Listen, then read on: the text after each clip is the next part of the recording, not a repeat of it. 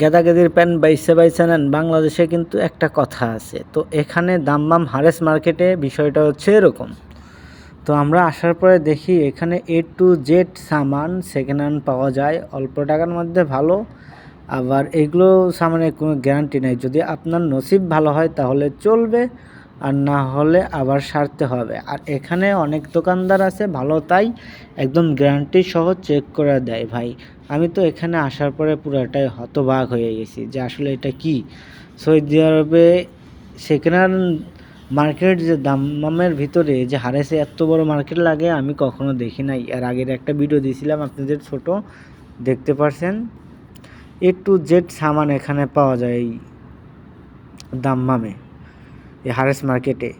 আর বাঙালি দোকানদার বোঝেনি তো কি ডায়লগ দেয় ভাই, অফার অফার অফার, গেদাগেদি প্যান্ট বাইসে বাইসে নেন, কাপড় চোপড় থেকে শুরু করে এ টু জেড ভাই।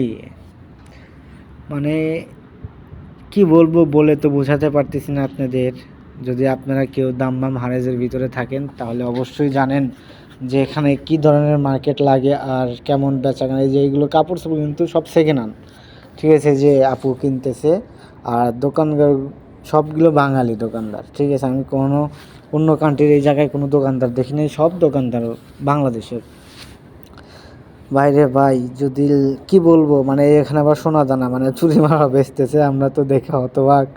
খুব ঘোরাঘুরি করলাম, ঠিক আছে, দেখলাম যে আসলে বিষয়টা কি। এখানে ভাই অল্প টাকায় অনেক ভালো জিনিস পাওয়া যায়।